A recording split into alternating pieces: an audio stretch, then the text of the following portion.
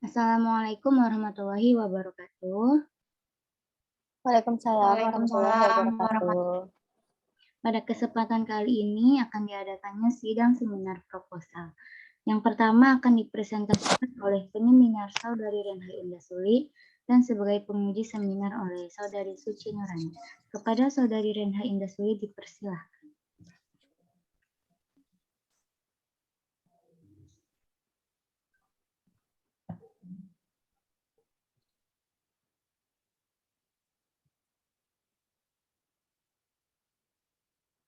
Mana PPT-nya?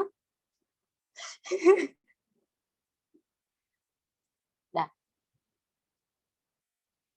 Assalamualaikum warahmatullahi wabarakatuh. Waalaikumsalam warahmatullahi wabarakatuh. Izin memperkenalkan diri, nama saya Renha Indah Suli. Di sini saya akan mempresentasikan penelitian saya yang berjudul Pengaruh Metode Pembelajaran Berbasis Masalah atau Problem-Based Learning terhadap peningkatan kemampuan berpikir kritis siswa pada mata pelajaran ekonomi kelas 11 di SMP Negeri 10 Tangerang. Di sini, pada proposal penelitian saya terdiri dari 3 bab, yaitu bab 1 terdiri dari latar belakang, identifikasi masalah, rumusan masalah, tujuan penelitian, dan manfaat penelitian. Dan bab 2 ada kajian teori, penelitian terdahulu, kerangka berpikir, dan hipotesis. Dan yang terakhir, bab 3 yaitu pendekatan dan metodologi penelitian, populasi dan sampel, dan teknik analisis data. Untuk mempersingkat waktu, di sini saya akan menjelaskan bab 1 yang berisi latar belakang, yaitu pendidikan hendaknya mampu menghasilkan sumber daya manusia yang memiliki pengetahuan yang luas, kemampuan berpikir kritis, dan kemampuan berpikir kreatif. Menurut Siddhartha dan Anwar tahun 2007, juga berpendapat bahwa pembelajaran yang memberikan kesempatan kepada siswa untuk memperoleh keterampilan dalam pemecahan masalah akan mewujudkan pengembangan kemampuan berpikir. Keterampilan berpikir tingkat tinggi sangat dibutuhkan untuk bisa menjalani suatu proses berpikir yang berkualitas. Berpikir tingkat tinggi meliputi pemecahan masalah, pengambilan keputusan, berpikir kritis, dan berpikir kreatif.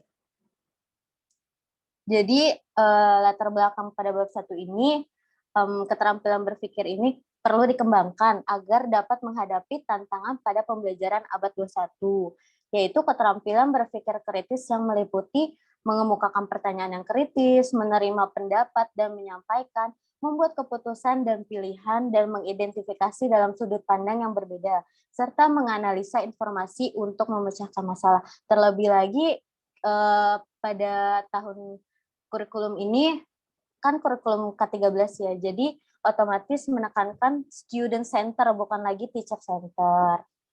Jadi mata pelajaran ekonomi ini merupakan salah satu mata pelajaran yang diajarkan di SMA, yaitu salah satu tujuannya adalah membentuk sikap bijak, rasional, dan bertanggung jawab dengan memiliki pengetahuan dan keterampilan ilmu ekonomi.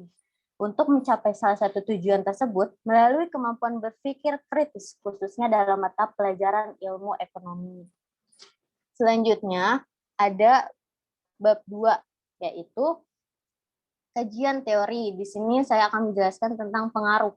Pengaruh yaitu tingkat keberhasilan yang dapat dicapai dari suatu cara atau usaha tertentu sesuai dengan tujuan pembelajaran yang telah direncanakan. Jadi, dalam hal ini tuh pengaruh diukur dari hasil belajar yang diperoleh siswa, yang dilihat dari nilai pretest dan post-test terhadap tujuan pembelajaran.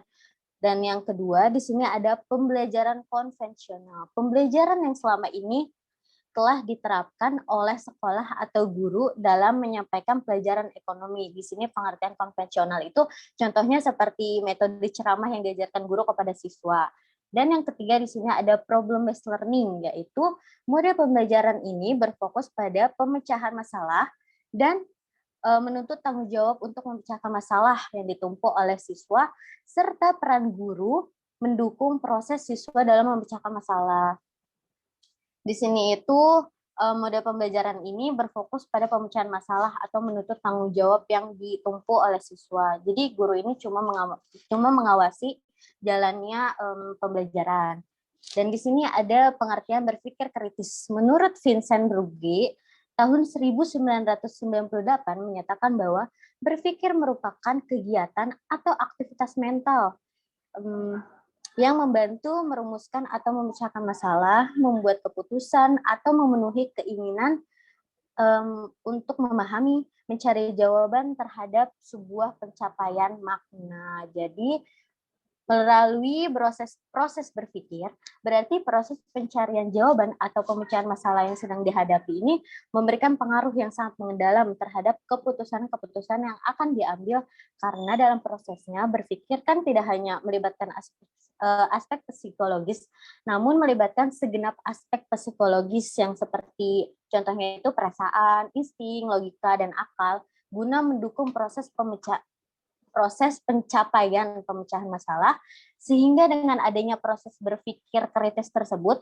akan memberikan makna mendalam bagi pengambilan keputusan. Dan yang bab 3 yaitu di sini ada metodologi penelitian yang saya pakai dalam penelitian ini, yaitu pada penelitian ini metode yang saya gunakan yaitu kuasi eksperimen. Di sini, kuasi eksperimen yaitu metode eksperimen semu, tidak dapat mengontrol semua variabel yang mempengaruhi jalannya penelitian. Sedangkan menurut Ruth Effendi tahun 2010, menyatakan pada kuasi eksperimen ini subjek tidak dikelompokkan secara acak. Jadi metode ini saya pilih karena sesuai dengan tujuan penelitian yang akan saya capai, yaitu mengetahui perbedaan suatu variabel, yaitu hasil belajar berpikir kritis dalam pelajaran ekonomi dengan perlakuan yang berbeda. Di sini juga saya menggunakan populasi sebanyak 134 orang dalam 4 kelas, yaitu kelas 11 IPS 1, IPS 2, IPS 3, dan IPS 4. Dan sampel di sini itu saya menggunakan teknik simple random sampling. Di sini instrumen dan teknik dalam penelitian yang saya gunakan yaitu ada tes hasil belajar, yaitu hasil belajar pretest dan post-test.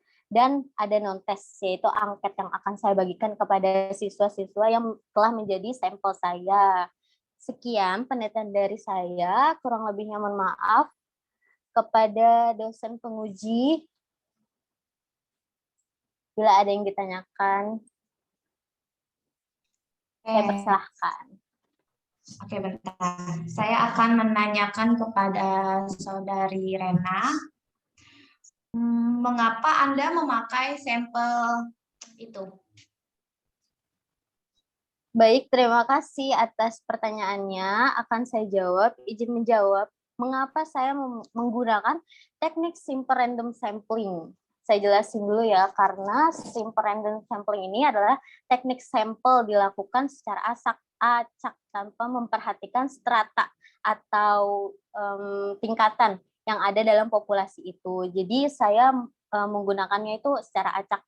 Dan teknik ini saya pilih karena dengan cara membagi 2 kelas, yaitu kelas kontrol dan kelas eksperimen. Adapun kelas eksperimennya itu kelas 11 IPS 1 sebanyak 24 orang sampelnya, dan kelas kontrol yaitu kelas 11 IPS 2. Jadi saya mengambil ini karena acak gitu. Jadi antara 2 kelas itu saya mengambil 24 orang untuk dijadikan sampel. Sekian jawaban saya. Ada lagi? Terus untuk pertanyaan selanjutnya, yang kedua, bagaimana hipotesis penelitian Anda?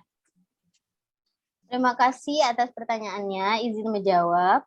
Hipotesis penelitian saya yaitu, hipotesis itu kan dugaan sementara. Jadi dugaan sementara dalam penelitian saya yaitu diduga ada perbedaan yang signifikan terhadap berpikir kritis siswa dengan menggunakan model pembelajaran problem based learning. Jadi dalam penelitian ini hipotesisnya itu yaitu terdapat ada perbedaan antara menggunakan metode problem based learning, dan metode konvensional. Jadi siswa ini meningkat berpikir kritisnya karena telah diterapkan metode problem based learning tersebut. Ada lagi pertanyaannya? Sudah sih cukup sekian. Sudah saya pahami. Oke, terima kasih kepada dosen penguji atas pertanyaannya. Saya tutup ya. Sekian presentasi saya. Kurang lebihnya mohon maaf. Wassalamualaikum warahmatullahi wabarakatuh. Waalaikumsalam warahmatullahi wabarakatuh. Oke, baik. Waalaikumsalam warahmatullahi wabarakatuh. Untuk penyeminar yang kedua akan dipresentasikan oleh Saudari Suci sebagai penyeminar dan sebagai penguji seminar oleh Saudara Fauzan Asarsyah. Kepadanya waktu dan tempat kami persilahkan.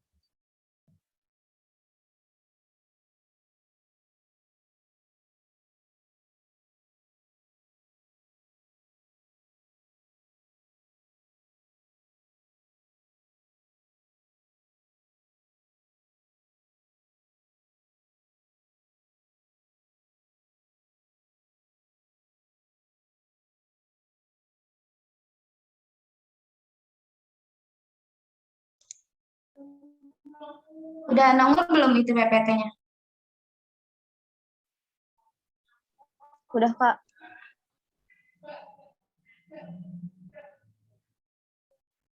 Oke. Assalamualaikum warahmatullahi wabarakatuh. Waalaikumsalam warahmatullahi wabarakatuh. Waalaikumsalam warahmatullahi wabarakatuh. Izin memperkenalkan diri, saya Suci Nurani. Akan mempresentasikan yaitu yang berjudul pengaruh model pembelajaran kontekstual terhadap belajar siswa mata pelajaran ekonomi di SMA 4 Tangerang.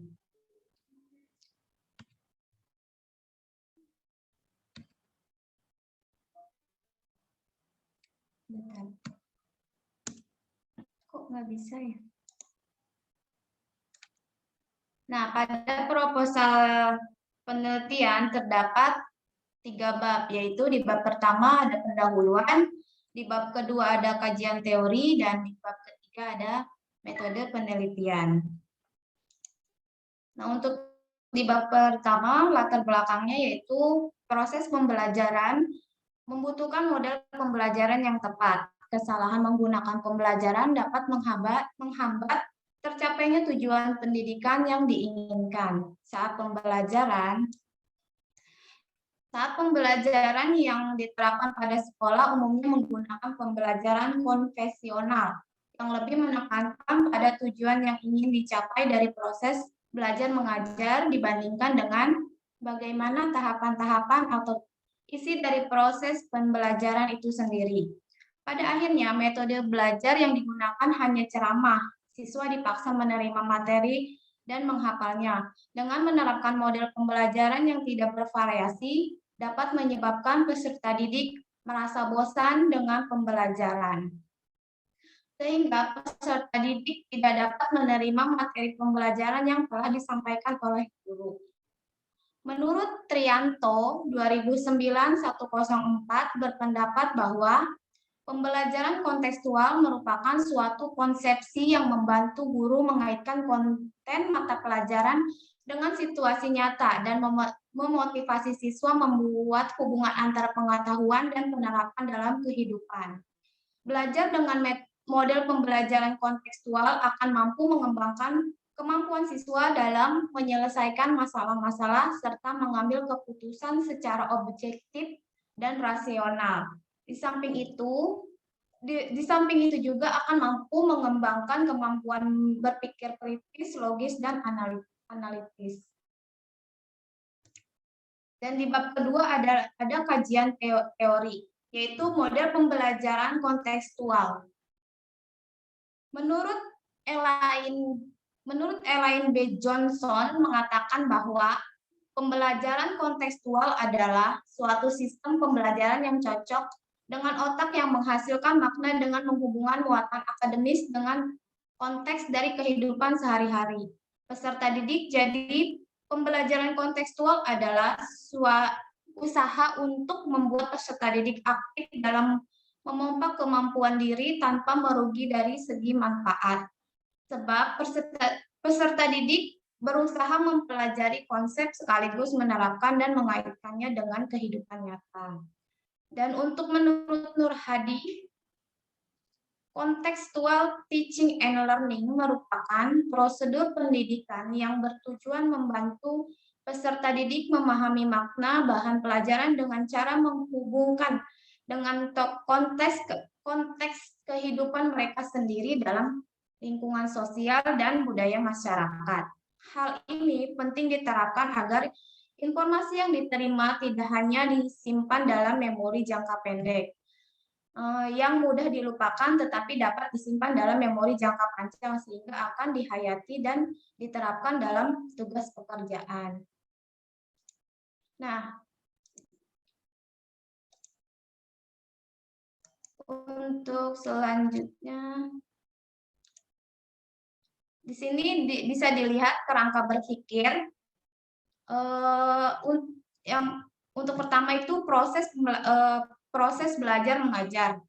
Kurangnya model pembelajaran yang menarik, kurangnya kreativitas guru dalam mengajar, aktivitas dan hasil belajar siswa kurang. Lalu analisis dan hasil belajar. Nah, di sini hipotesis penelitian sesuai dengan kerangka berpikir yang telah dikemukakan pada bagian di atas, maka hipotesis penelitian ini adalah ada pengaruh pembelajaran kontekstual teaching and learning terhadap hasil belajar siswa pada mata pelajaran ekonomi di SMA Negeri 4 Tangerang.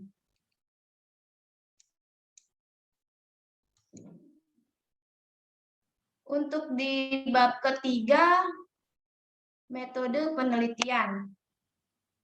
Itu ada jenis penelitian. Jenis penelitian yang saya gunakan adalah kuantitatif. Dan untuk tempat dan waktu, saya meneliti di SMA 4 Tangerang, di Jalan Padasuka 1, RT 2 RW 10, Kelurahan Pabuaran Tumpeng, Kecamatan Karawaci, Kota Tangerang.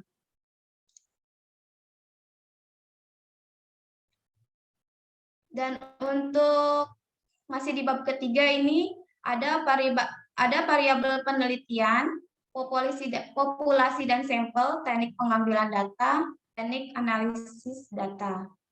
Nah, untuk variabel penelitian itu ada independent variable X sama dengan pengaruh model pembelajaran kontekstual. Dan untuk independent variabelnya itu Y sama dengan hasil belajar. Untuk populasi dan sampel, populasinya dalam penelitian ini adalah seluruh siswa di SMA 4 Kota Tangerang sebanyak 142 siswa yang terdiri dari 6 kelas. Penelitian mengambil sampel di kelas 10A sebanyak 20 siswa. Dan untuk teknik pengambilan data, saya menggunakan pedoman observasi, lembar pertanyaan angket, dan dokumentasi. Untuk teknik analisa datanya, yaitu analisis frekuensi dan present tense. Terus yang kedua, uji kolerasi produk moment. Sekian presentasi dari saya. Untuk dosen penguji, apakah ada yang ingin ditanyakan? Iya, untuk penelitian dari Suci ini saya mau menanyakan, ada 2 pertanyaan ya. Yang pertama, mengapa saudara memilih judul seperti ini? Oke, terima kasih untuk Bapak Ojan pertanyaannya. Oke, akan saya jawab. Karena judul ini menarik untuk diteliti, sebab terdapat permasalahan pada siswa dalam proses pembelajaran, yaitu kurang aktifnya siswa dan siswa kurang percaya diri dalam mengemukakan pendapatnya, sehingga proses pembelajaran kurang maksimal.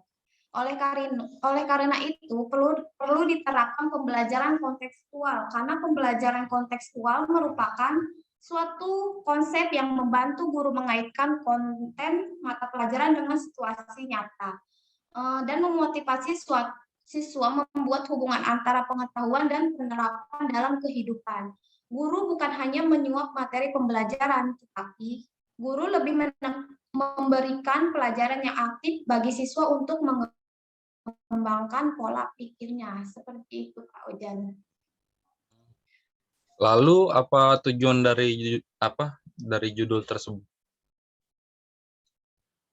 Oke, tujuan dari judul saya yaitu untuk mengetahui pengaruh model pembelajaran kontekstual terhadap hasil belajar siswa. Seperti itu, Pak Ojan. Oke, cukup. Makasih ya, Saudara Ki. Oke, terima kasih atas pertanyaan Bapak Ojan. Oke, saya akhiri presentasi saya hari ini. Saya tutup dengan wassalamualaikum warahmatullahi wabarakatuh. Waalaikumsalam. Waalaikumsalam warahmatullahi wabarakatuh.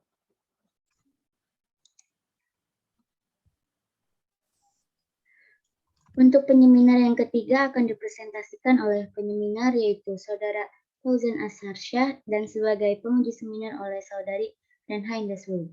Kepada Saudara Fauzan Asharsyah dipersilahkan.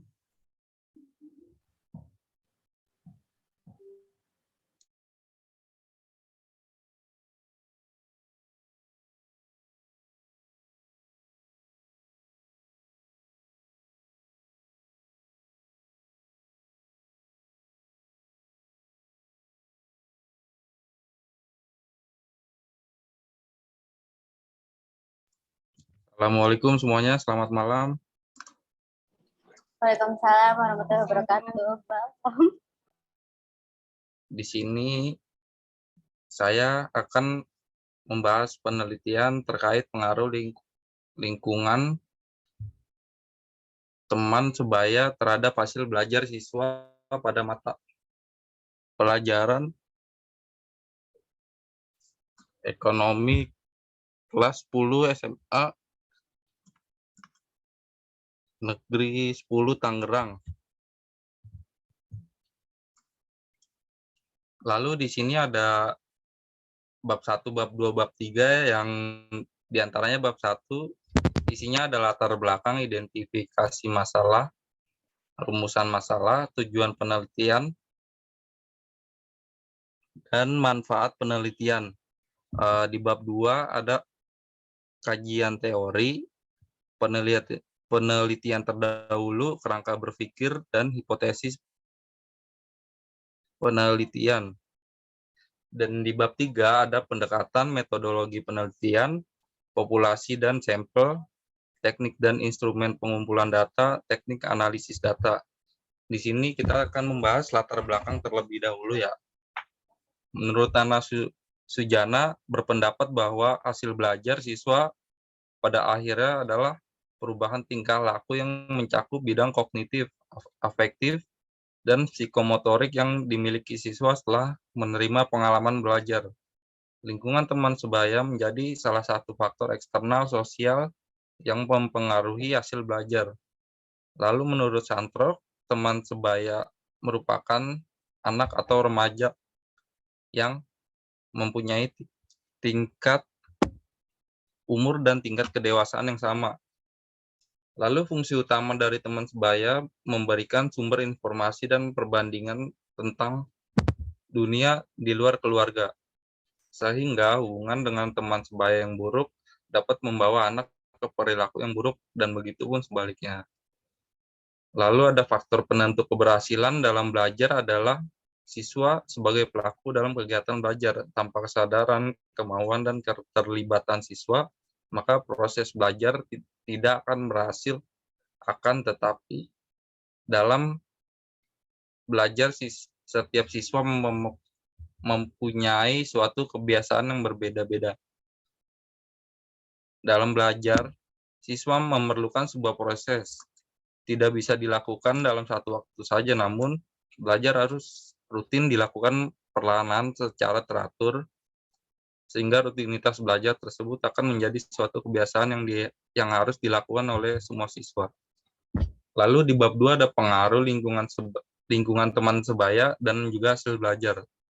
Pengaruh diartikan dalam Kamus Besar Bahasa Indonesia adalah kedua daya tarik yang ada dan timbul dari sesuatu yang ikut membentuk watak, kepercayaan, dan perbuatan seseorang.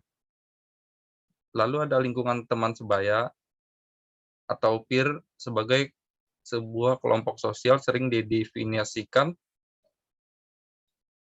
sebagai semua orang yang memiliki kesamaan ciri-ciri seperti kesamaan tingkat usia.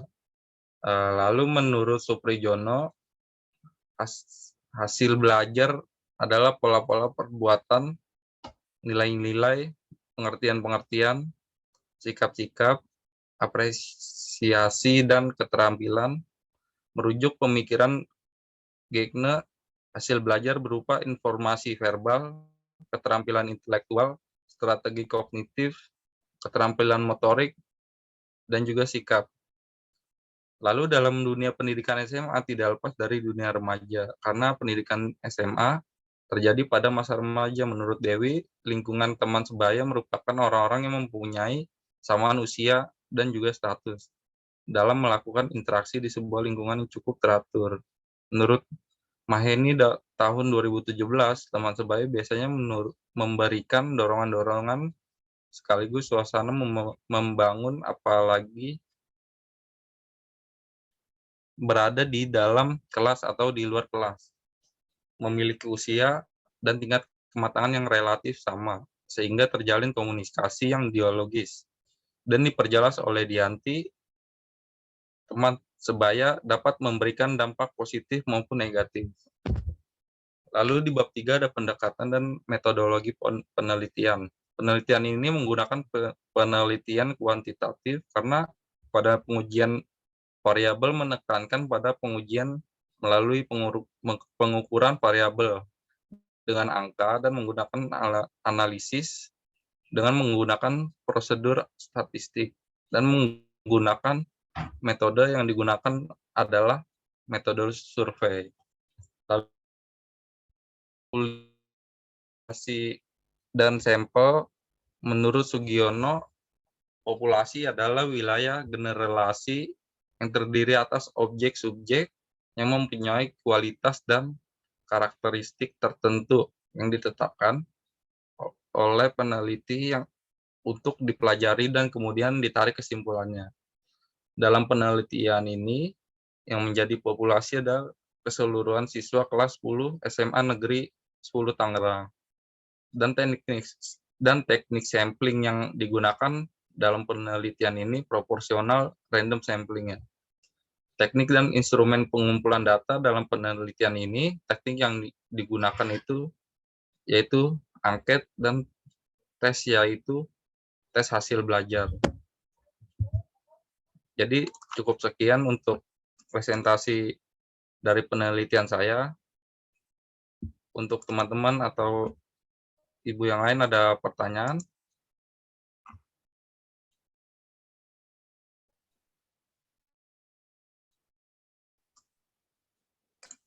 Halo, selamat malam. Presentasinya bagus ya. Di sini yang ingin saya tanyakan, berdasarkan penelitian yang telah Anda paparkan, berdasarkan judul dari penelitian Anda itu, apa sih yang Anda ketahui tentang hasil belajar itu sendiri? Ya, berdasarkan judul dari BUT, hasil belajar sih merupakan penguasaan pengetahuan, keterampilan, dan juga sikap yang didapatkan oleh siswa selama mengikuti proses pembelajaran yang ditunjukkan dengan angka melalui pengujian atau tes dan ditandai dengan skala nilai berupa huruf atau simbol. Hasil belajar dapat dilihat dari nilai ulangan, nilai UTS, nilai UAS, dan juga nilai lain-lain. Hasil akhir dari setiap siswa tentu berbeda-beda ya. Ada yang mendapatkan nilai tertinggi, tapi ada juga mendapatkan nilai yang rendah. Itu dia sih yang saya ketahui, Ibu Rena. Oke, terima kasih jawabannya. Di sini saya Sama-sama. mempunyai satu pertanyaan lagi untuk Bapak Ya, boleh. Fauzan. Ya, boleh, Bu. Kenapa sih Anda melakukan penelitian di SMA 10 Tangerang? Kenapa nggak di tempat yang lain gitu? Ya, saya melakukan penelitian sekolah di SMA Tangerang Negeri 10, ya karena menurut saya pergaulan di sekolah tersebut agak tidak terlalu baik, sehingga saya berniat sebelumnya untuk melakukan penelitian di sekolah tersebut untuk mengetahui bagaimana lingkungan teman sebaya dan apa juga pengaruhnya pada hasil belajar semua siswa itu. Oke, saya rasa cukup pertanyaannya. Terima kasih atas jawabannya, Bapak Fauzan. Semangat Oke, sama-sama Bu terus. Rena. Siap. Untuk itu saya tutup ya Bu. Untuk kurang lebihnya mohon maaf. Assalamualaikum warahmatullahi wabarakatuh. Waalaikumsalam warahmatullahi wabarakatuh. Waalaikumsalam warahmatullahi Waalaikumsalam wabarakatuh. warahmatullahi wabarakatuh. Oke, cukup sekian sidang seminar proposal pada kesempatan kali ini. Saya tutup. Wassalamualaikum warahmatullahi wabarakatuh. Waalaikumsalam warahmatullahi Waalaikumsalam warahmatullahi wabarakatuh. wabarakatuh, Bu Alfi.